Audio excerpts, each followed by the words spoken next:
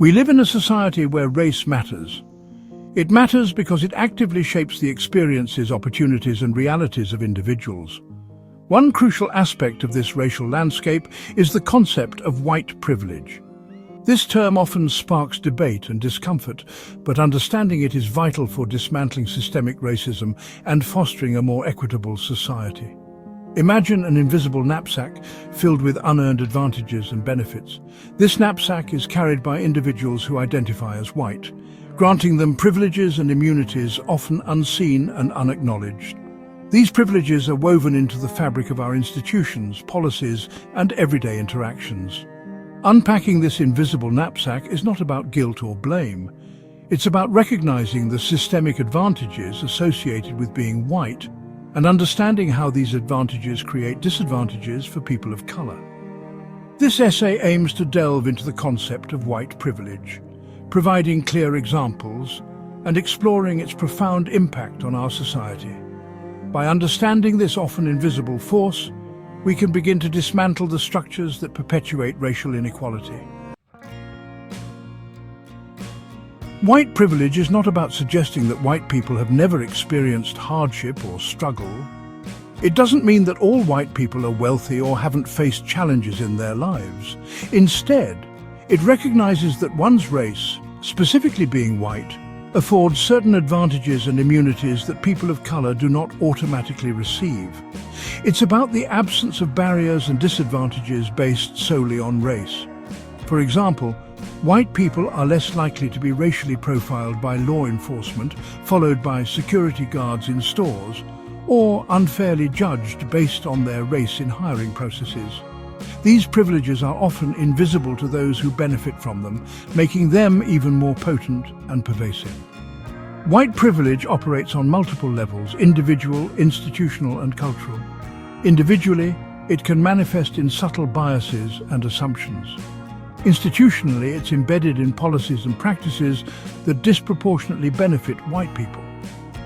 Culturally, it's reflected in the dominance of white perspectives and narratives. Recognizing and understanding these different levels is crucial for dismantling the deeply ingrained systems of privilege that perpetuate racial inequality. To fully grasp the concept of white privilege, we must delve into its historical roots.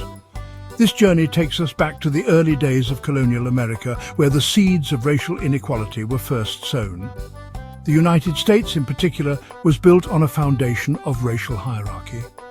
From the very beginning, laws and social norms were established to create and maintain a system that favored white settlers. Slavery, Jim Crow laws, and discriminatory housing policies are just a few examples of how systems were deliberately designed to advantage white people while disadvantaging people of color. These policies were not just isolated incidents, but part of a broader strategy to maintain racial dominance. These historical injustices have had a lasting impact, shaping the social, economic, and political landscape we see today. The echoes of these policies are still felt in the disparities we observe in wealth, education, and health outcomes. The legacy of these systems continues to affect the distribution of resources, access to opportunities, and even life expectancy.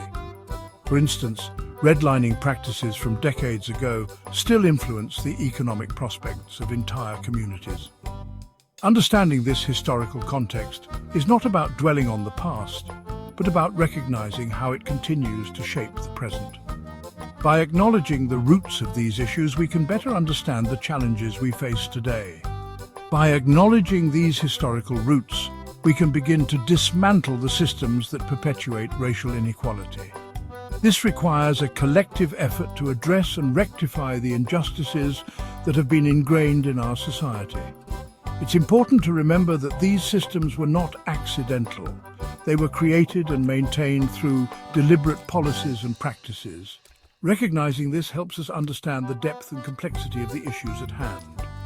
Recognizing this historical context helps us understand why simply being colorblind or ignoring race is not a solution. It highlights the need for proactive measures to address and dismantle these entrenched systems of inequality. It's about actively working to dismantle the systems that perpetuate these inequalities. Only through conscious and sustained effort Can we hope to create a more just and equitable society for all?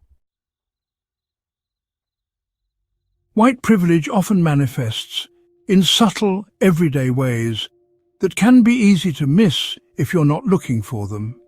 It's woven into the fabric of daily life, influencing interactions and opportunities in ways that are often invisible to those who benefit from it. These examples might seem small or insignificant on their own, but they highlight the pervasive nature of privilege in our society. Each of these moments, when viewed collectively, paints a broader picture of systemic inequality. For instance, a white person is less likely to be stopped and frisked by the police while walking down the street. This disparity in treatment can lead to vastly different experiences and perceptions of safety and freedom. They are also less likely to be followed by store security while shopping. This seemingly minor difference can affect a person's sense of belonging and trust in public spaces, or to have their race be a factor in being approved for a loan or renting an apartment. Financial stability and housing security are crucial aspects of life, and racial bias in these areas can have long-term impacts. In schools, white students are less likely to be disciplined more harshly than their non-white peers for the same offences. This can affect their academic records and future opportunities. They're also more likely to see their history and culture reflected in the curriculum. Representation in education can influence self-esteem and a sense of identity. These everyday examples illustrate how white privilege operates as an invisible force, shaping experiences and opportunities in ways that are often taken for granted. It's a silent advantage that accumulates over time, creating disparities that are hard to dismantle. By recognizing these subtle manifestations of privilege, we can start to see the world through a different lens and understand the lived realities of those who don't benefit from it. This awareness is the first step towards fostering a more equitable society. It's important to distinguish between white privilege and prejudice. While these concepts are related, they are not interchangeable. Prejudice refers to preconceived opinions or judgments about individuals or groups based on stereotypes or misinformation. It often manifests as racism, sexism, homophobia, or other forms of discrimination. White privilege, on the other hand, is about the unearned advantages and benefits that come with being white, regardless of one's personal beliefs or intentions. A white person can benefit from white privilege without being actively prejudiced against people of color. Understanding this distinction is crucial for dismantling systemic racism. It's not enough to simply address individual acts of prejudice. We must also dismantle the systems that grant unearned advantages based on race. This requires acknowledging how white privilege operates, even in the absence of conscious prejudice. The impact of white privilege is far-reaching, affecting various aspects of society, from education and healthcare to criminal justice and economic opportunity. It manifests in ways that are often subtle yet profoundly influential, shaping the experiences and opportunities available to individuals based on their race.